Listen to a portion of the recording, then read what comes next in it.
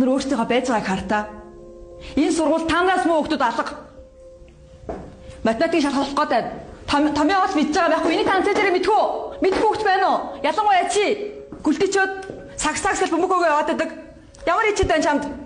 Юу ч хийж чадахгүй, юу ч мэдэхгүй байж нэг л бөмбөгөөсөө амтан зүгээр битээ энийг даас авсганаа дараа та нар. Энэ шиг ойлгохгүй шүү та нар. Мэдөө? Ойлгосон хүмүүс байна уу? Багшаа, боловсрол гэж юу юм бэ? Тэдэс тэтгэр утсыг байн хуулж бичээрэй. Мөн дараа нь ингэж асуугдана. Улирлын төгсгөлний ийм шалгалттай тэр чин дүнг чин тодорхойлно. Дараа нь бидний CV дээр тухайн дүнгээс холбоотой юм бичдэг. Энэ нь биднэрт ерөөсөө таалагдахгүй байна л да. Наадах чи юу гэсэн үг вэ? Чи наад үгээрээ юу хэлэх гээд байна? Жил болгоны 9 сарын 1-ний өдөр бид нар бүгд My Summer Holiday гэдэг эсээ бичдэг ч гэсэн бидний англи сайжирсан юм ногтхон жалга. Хэлийг сурахад унших, бичих, ярих, сонсох гэдэг дөрвөн чадвар хэрэгтэй ч гэсэн яагаад энэ системд тухайн хэл дээрээ бодох гэдэг энэ агуулгыг оруулж ирэхгүй байгаа юм бэ? Математикийн хичээлийг хэрэгтэй гэж биднэрт заадаг л та.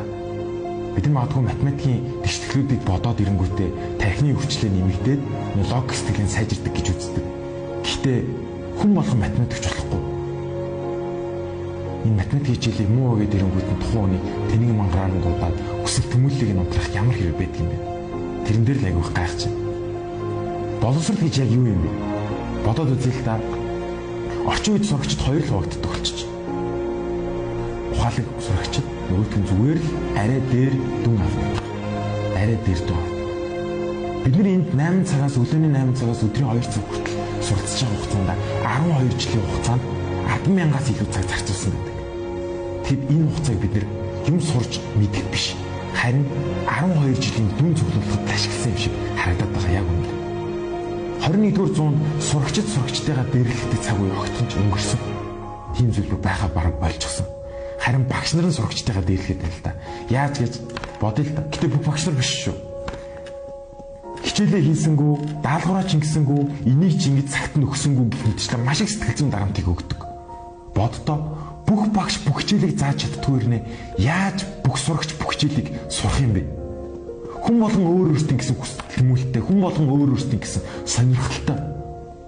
Бүгдийг хийж чаддаг хүн гэж бол байхгүй. Боловсролын систем бидэрт юг тулгаад байна гэж зүгээр л бэлэн заах зүгт.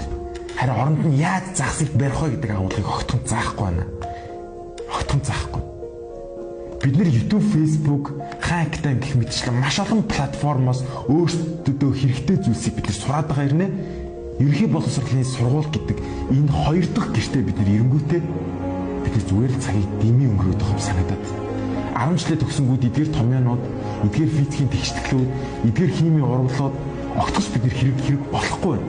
Харин юу бид тэрэг болно гэж бид нар ядаж математикийн хичээл дээр, нийгмийн хичээл дээр энэ татварыг яаж төлдөг юм бэ? Татвар юунд зарцуулагддаг? Эрүүл мэндийн хичээл дээр өөрсдөө эрүүл мэндэд яаж анхаарах юм гэдгийг бид судалмаар мэдмээр байна. Бид нар физикийн хичээл дээр олон тэгштгэл бодохын оронд ядаж яаж нэг гэрлийн чидэг засч янзлах сурах вэ?